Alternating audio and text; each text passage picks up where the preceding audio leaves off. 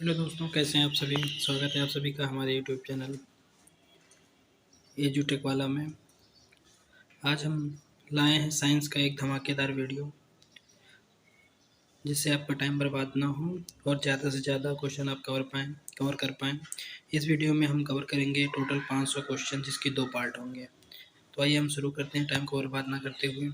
पहला क्वेश्चन है, सबसे बड़ी आंखें किस स्तनधारी प्राणी की होती हैं। क्वेश्चन कह रहा है सबसे बड़ी आंखें किस स्तनधारी प्राणी की होती हैं, तो वो है हिरण। हिरण की आंखें सबसे बड़ी होती हैं। आज कार्बन डाइऑक्साइड के उत्सर्जन में सर्वाधिक योगदान करने वाला देश है संयुक्त राज्य अमेरिका। निम्नलिखित में से किस उद्योग में अभ्रक कच्चे माल के रूप में प्रयुक्त होता है, वो है विद्युत उद्योग जो होते हैं उनमें अभ्रक कच्चे माल के रूप में उपयोग में लाया जाता है। विद्युत प्रेस का आविष्कार किसने किया। हेनरी सीले ने विद्युत प्रेस का आविष्कार किया। प्रेशर कुकर में खाना जल्दी पक जाता है क्योंकि प्रेशर कुकर के अंदर दाब अधिक होता है। दाब बढ़ाने पर जल का क्वथनांक बढ़ता है। ये सबको पता है कि अगर दाब बढ़ेगा तो जल का क्वथनांक बढ़ जाएगा। क्वथनांक बढ़ जाने के कारण भी दाल और चावल कुकर में जल्दी पकता है। इसी क्रम में अगला क्वेश्चन है, प्रत्येक क्रिया के बराबर एवं विपरीत दिशा में एक प्रतिक्रिया होती है। यह न्यूटन का कौन सा नियम है, तो यह न्यूटन का तीसरा नियम है। एंड नेक्स्ट क्वेश्चन की बात अगर हम करें,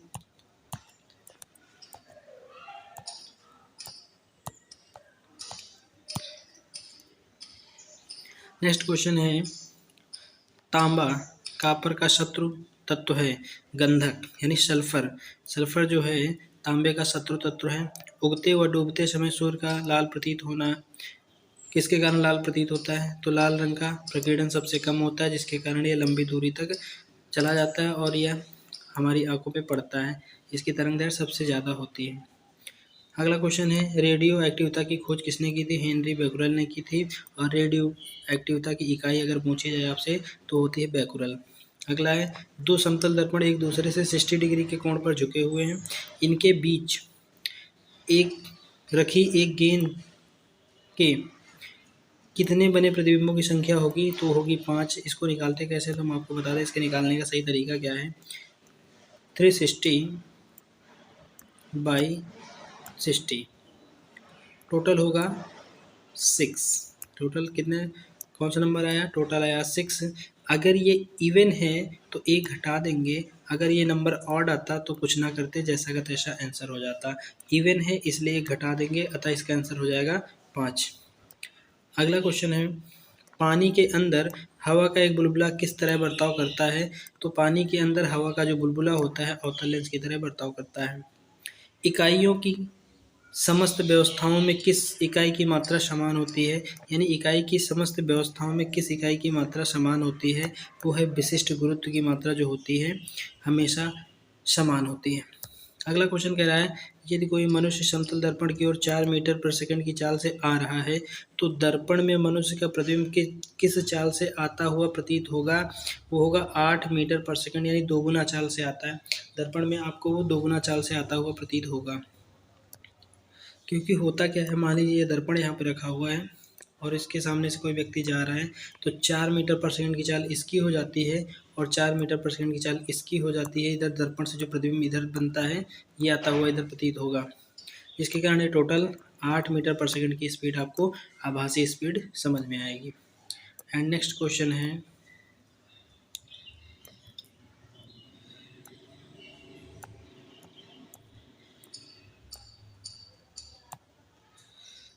अगला क्वेश्चन है,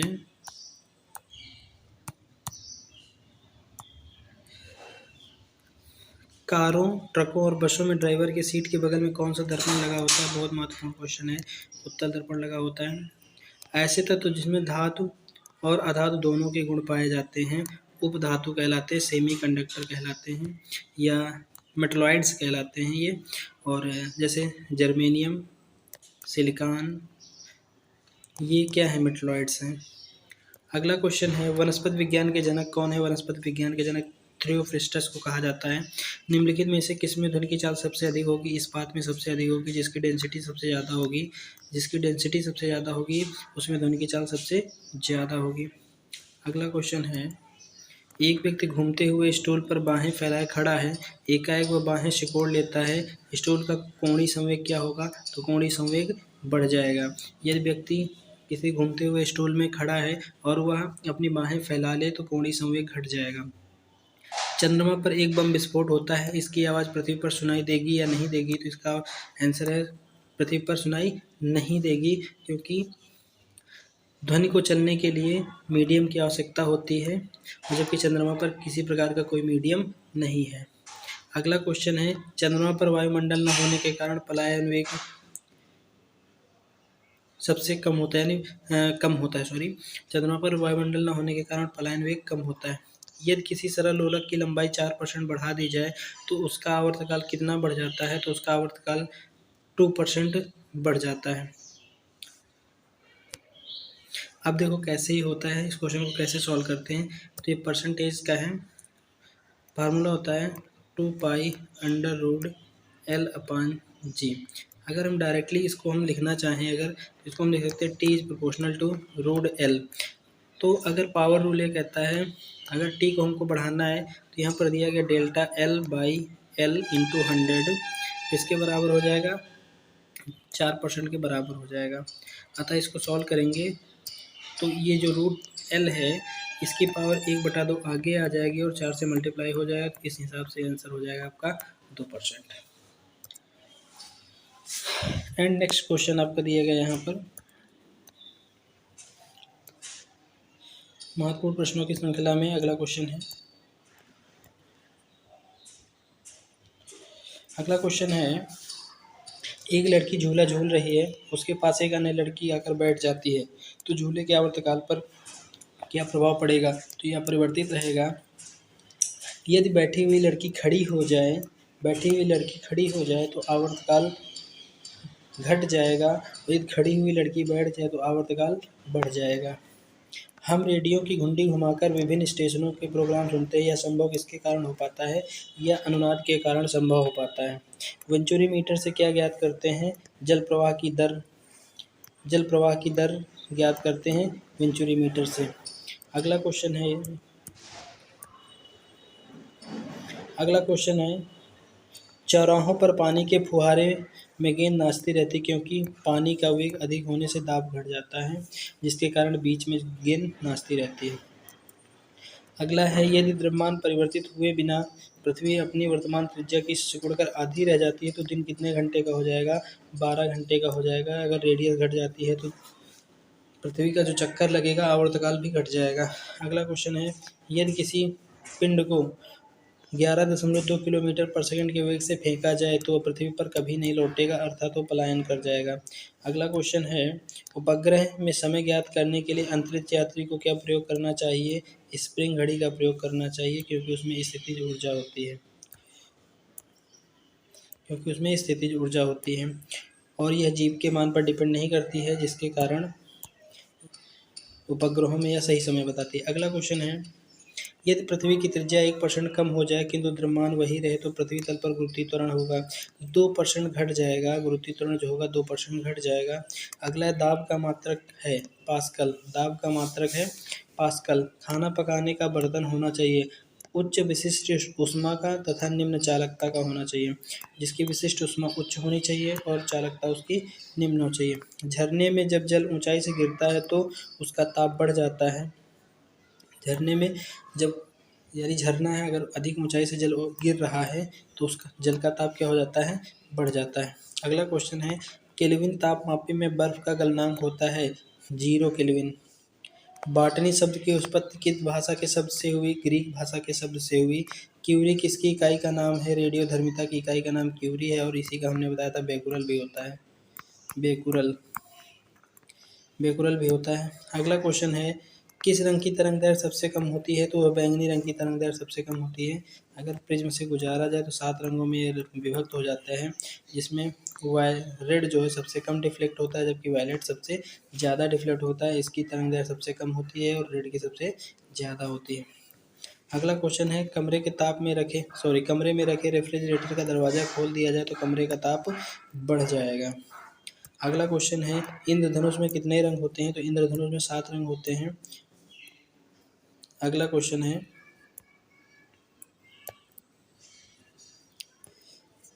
अगला क्वेश्चन है सेकंड पेंडुलम का आवर्तकाल क्या होता है। तो सेकंड पेंडुलम का आवर्तकाल 2 सेकंड होता है। इसको आप 2 पाई अंडर रूट एल अपान जी से निकाल सकते हैं, जहाँ पर एल की जो वैल्यू लेनी है आपको 1 के बराबर लेनी है, जी की वैल्यू 10 लगभग 10 ले लीजिए और कैलकुलेट कर लीजिए, आपका आंसर आ जाएगा। भारतीय विज्ञान संस्थान कहाँ स्थित है। तो भारतीय विज्ञान संस्थान बेंगलुरु में स्थित है।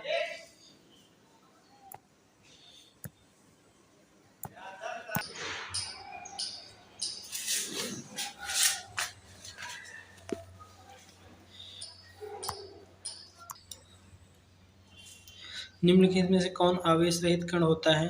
तो न्यूट्रॉन। न्यूट्रॉन जो होता है आवेश रहित कण होता है। अगला क्वेश्चन है पौधों की आंतरिक संरचना का अध्ययन कहलाता है शारीरिकी कहलाता है। किस रंग का अपवर्तनांक सबसे अधिक होता है। बैंगनी रंग का अपवर्तनांक सबसे अधिक होता है, जबकि रेड रंग का अपवर्तनांक सबसे कम होता है। अगला क्वेश्चन बहुत महत्वपूर्ण है। अगला क्वेश्चन कह रहा है स्वच्छ जल से भरे तालाब की गहराई 3 मीटर प्रतीत होती है।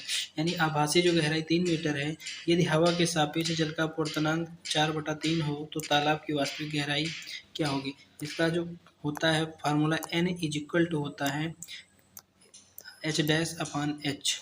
h है वास्तविक गहराई, माफ कीजिए, n=h/h होगी ये।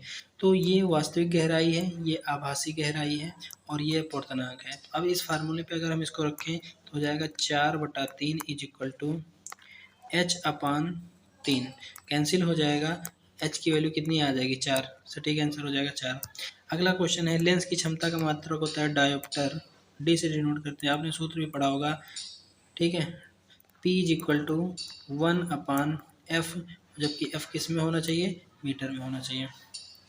अगला क्वेश्चन है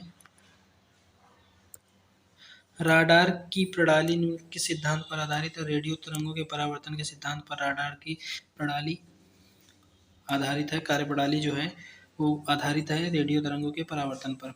अगला क्वेश्चन है न्यूटन की गति नियमों के अनुसार निम्न में से कौन सा कथन सत्य है।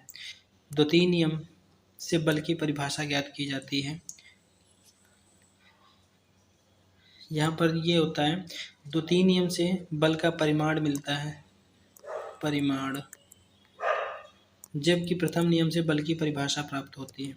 अगला क्वेश्चन है किसी पिंड के उस गुणधर्म को क्या कहते हैं जिससे वह सीधी रेखा में एक समान गति की स्थिति में किसी भी परिवर्तन का विरोध करता है, जिसे जड़त्व कहते हैं। यानी कि अगर वस्तु विरामावस्था में है तो वह उसी अवस्था में बनी रहेगी, यदि गति अवस्था में है तो गति अवस्था में तब तक बनी रहेगी जब तक उस पर बाह्य बल न लगाया जाए। अगला क्वेश्चन है लेसर निम्न से किस सिद्धांत पर कार्य करते हैं। तो विकिरण के उद्दीप्त उत्सर्जन पर कार्य करता है। Laser light amplification emission and emission, light amplification and emission के सिद्धांत पर आधारित है। दलदल में फंसे व्यक्ति को लेट जाने की सलाह दी जाती है क्योंकि क्षेत्रफल अधिक होने पर दाब कम हो जाता है, अगला है बर्फ के टुकड़ों को आपस में दबाने पर आपस में चिपक जाते हैं क्योंकि उनके बीच में गलनांक घट जाता है जिसके कारण वे आपस में चिपक जाते हैं और दोनों के मध्य एक और प्रक्रिया होती है, इन दोनों के मध्य ससंजक बल कार्य करता है जिसके कारण भी चिपक जाते हैं। तो अगर उस टाइप का अगर ऑप्शन आता है ससंजक बल का तो उसको लगा दें। अगला क्वेश्चन है मोटर कार में शीतलन तंत्र किस सिद्धांत पर कार्य करता है। तो ये केवल संवहन के सिद्धांत पर कार्य करता है। अगला क्वेश्चन है जीवित प्राणियों के शरीर में होने वाली निम्नलिखित में से कौन सी एक प्रक्रिया पाचक प्रक्रिया है। प्रोटीनों का एमिनो अम्लों में विघटन। अगला क्वेश्चन है एक टेलीविजन में दूरस्थ नियंत्रण के लिए किस प्रकार के वैद्युत चुम्बकीय विकिरण का उपयोग किया जाता है। हर्ट्ज या लघु तरंगों का प्रयोग किया जाता है। अगला क्वेश्चन है मीथेन जिसके कारण वायुमंडल में उपस्थित है वह है बृहस्पति के कारण मीथेन वायुमंडल में उपस्थित है। अगला क्वेश्चन मिस्टेक हो गया पढ़ने में। कह रहा है कि किस ग्रह के वायुमंडल में मीथेन गैस उपस्थित है। तो बृहस्पति ग्रह के वायुमंडल में मीथेन गैस उपस्थित है। अगला क्वेश्चन है प्रोटीन के पाचन में सहायक एंजाइम है ट्रिप्सिन प्रोटीन के पाचन में सहायक होती है। प्रोटीन के पाचन में कौन सहायक होता है? ट्रिप्सिन सहायक होता है। अगला क्वेश्चन है, उन देशों में जहाँ के लोगों का मुख्य खाद्यान्न पालिश किया हुआ चावल है, लोग पीड़ित होते हैं बेरी-बेरी रोग से। यानी अगर पालिश किया हुआ चावल आप खाते हैं तो उससे बेरी-बेरी रोग होने के चांसेस ज़्यादा होते हैं। अगला क्वेश्चन है, क्योंकि जो चावल होता है उसके ऊपरी सतह पर विटामिन बी पाया जाता है और जिसे छीलकर कंपनियों द्वारा हटा दिया जाता है, जिसके कारण बेरी-बेरी रोग होता है। बेरी-बेरी रोग से हाथ, मुंह, पैर फटने लगते हैं। अगला क्वेश्चन है, मांसपेशियां निम्नलिखित में से किसके एकत्र होने से थकान होती है? यानी मांसपेशियों में किसके एकत्र होने से थकान होती है? तो लैक्टिक एसिड के एकत्र हो जाने से थकान होने लगती है। अगला क्वेश्चन है, प्रकाश वर्ष होता है, प्रकाश में एक वर्ष द्वारा तय किए जाने वाली दूरी। यानी प्रकाश द्वारा एक वर्ष में तय की जाने वाली दूरी को क्या कहते हैं? प्रकाश वर्ष कहते हैं। और ये दूरी का सबसे बड़ा मात्रक है, खगोलीय मात्रक जिसको कहते हैं। समुद्र की गहराई नापने के लिए कौन सा उपकरण प्रयोग किया जाता है? फैदोमीटर, और इसकी इकाई होती है फैदम। फैदम इसकी इकाई होती है, फैदम। अगला क्वेश्चन है, कंप्यूटर की आईसी चिप्स किस पदार्थ की बनी होती है? तो सिलिकॉन की बनी होती हैं, सिलिकॉन द्वारा बनाई जाती हैं आईसीज। वह काल्पनिक रेखा जो फोकस एवं गोल पोल से गुजरते हुए गोलाकार दर्पण पर पड़ती कहलाती है मुख्य अक्ष। यानी ये आपका दर्पण हो गया और इससे गुजरती हुई जो रेखा जाती है यहाँ पर, ये फोकस हो गया और ये हो गया पोल। ये फोकस है और ये पोल, इससे होकर गुजरने वाली रेखा क्या कहलाती है? मुख्य अक्ष कहलाती है। अगला क्वेश्चन है, अगर किसी वस्तु का फोकस अवतल दर्पण पर पड़ता है तो उसकी छाया कैसी बनेगी? अनंत बनेगी। यानी वस्तु अगर फोकस पर है, यहाँ पर क्वेश्चन ये कह रहा है कि वस्तु अगर फोकस पर है तो प्रतिबिंब उसका कहाँ बनेगा? प्रतिबिंब उसका बनेगा अनंत पर। प्रतिबिंब यहाँ कहीं पीछे जाके बनेगा, ये जहाँ से जाएगी वापस। ओके। अगला क्वेश्चन है, वह धातु जो अम्ल एवं क्षार के साथ क्रिया करके हाइड्रोजन गैस निकालती है तो वो है जिंक। जिंक अम्ल एवं क्षार के साथ क्रिया करके हाइड्रोजन गैस निकालती है। अगला क्वेश्चन है, जीव विज्ञान शब्द का प्रयोग सर्वप्रथम किसने किया था? तो लेवमार्क तथा ट्रेविरेनस ने किया था जीव विज्ञान शब्द का सर्वप्रथम प्रयोग।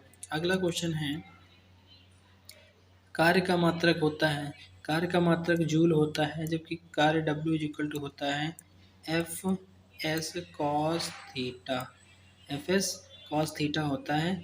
यहाँ पर F फोर्स है, S डिस्प्लेसमेंट है यानी विस्थापन है, और इससे भी आप यूनिट निकाल सकते हो, न्यूटन मीटर। एक इसका यूनिट और हो जाता है न्यूटन मीटर। अगला क्वेश्चन है, प्रकाश वर्ष किसका मात्रक? अभी हमने हाल ही में बताया कि दूरी का मात्रक है।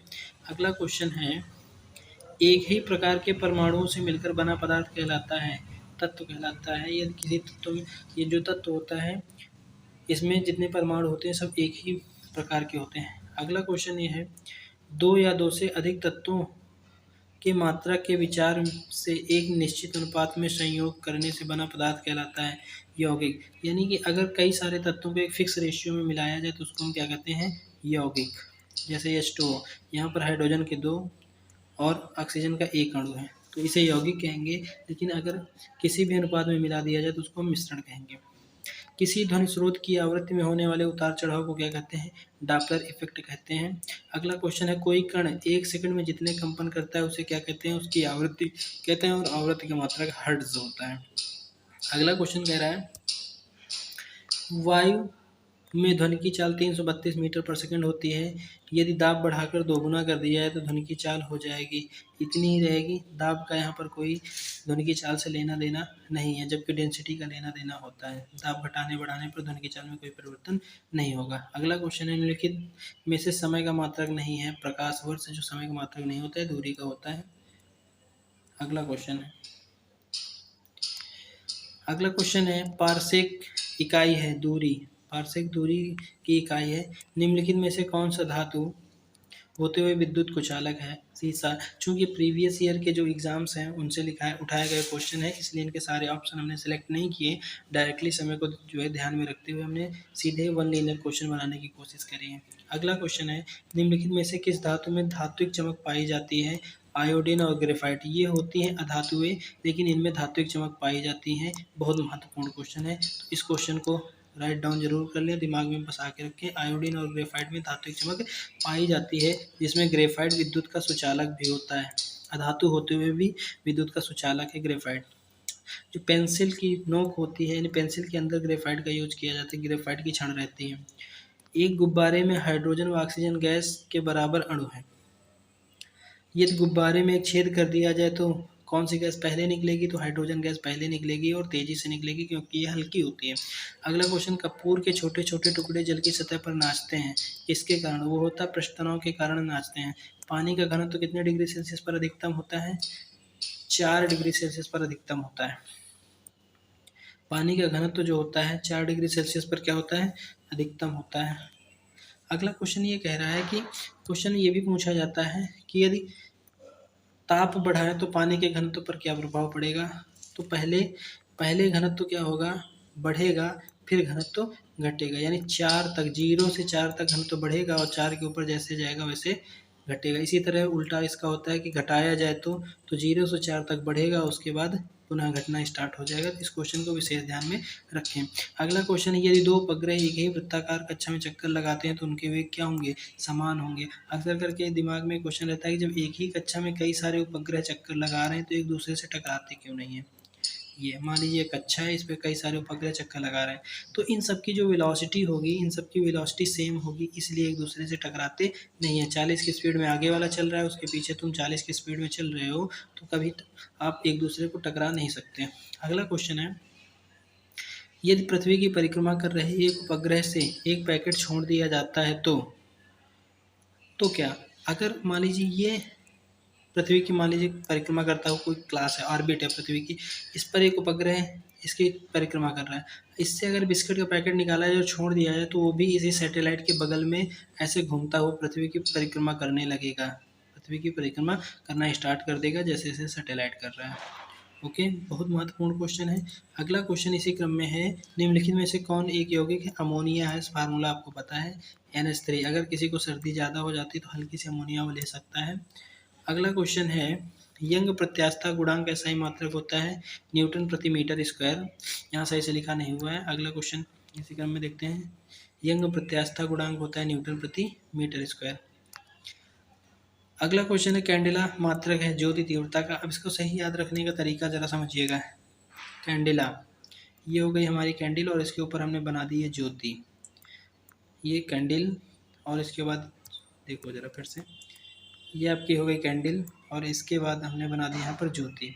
अब ये जलेगी तो इसमें तीव्र गति से चलेगी तो ज्योति तीव्रता, ठीक है। और ये किस में हो रही है? कैंडल में हो रही, तो कैंडेला। इससे याद रखने का तरीका ये क्या है? कैंडल है तो ये हो जाएगी कैंडेला। ओके, अगला क्वेश्चन, जल एक यौगिक है क्योंकि इसमें रासायनिक बंधों से जुड़े हुए विभिन्न तत्व होते हैं, इसलिए जल एक यौगिक है। और दूसरी चीज़ है, आप इसको बता सकते हो क्योंकि H2 इसका फार्मूला होता है, एक फिक्स रेशियो में हाइड्रोजन और ऑक्सीजन के मॉलिक्यूल जुड़े हुए हैं एक दूसरे से। अगला क्वेश्चन है, वह विज्ञान जिसका संबंध जीवधारियों के अध्ययन से होता है कहलाता है? जीव विज्ञान कहलाता है। अगला क्वेश्चन है, फाइकोलॉजी में किसका अध्ययन किया जाता है? शैवाल्स का अध्ययन फाइकोलॉजी में किया जाता है। अगला, जूल निम्नलिखित में से किसकी इकाई है? ऊर्जा की है, और जूल इकाई कार्य की भी होती है। कार्य का मात्रक भी जूल होता है और ऊर्जा का मात्रक भी जूल होता है। अगला क्वेश्चन है, मात्रकों की अंतर्राष्ट्रीय पद्धति कब लागू की गई? 1971 में मात्रकों की अंतर्राष्ट्रीय पद्धति लागू की गई है। अगला क्वेश्चन है, चमगादड़ अंधेरे में उड़ते हैं क्योंकि चमगादड़ पराश्रव्य तरंगें उत्पन्न करते हैं और उन्हीं को कंट्रोल में, उन्हीं को ध्यान में रखते हुए या उन्हीं का आभास करते हुए तेजी से रन कर जाते हैं। अगला क्वेश्चन है, बर्फ में स्केटिंग करना प्रदर्शित करता है कि दाब बढ़ाने पर बर्फ का गलनांक घट जाता है, यानी दाब बढ़ाने पर क्या होता है? बर्फ का गलनांक घट जाता है। अगला क्वेश्चन है, स्टेनलेस स्टील एक मिश्र धातु है जबकि वायु एक मिश्रण है। स्टेनलेस स्टील जो होती है उसमें किसका किसका आयरन और कार्बन का मिक्सचर होता है। आयरन और कार्बन को मिक्स करने पर स्टेनलेस स्टील बनता है, और जबकि वायु जो होती है एक प्रकार का मिश्रण होती है।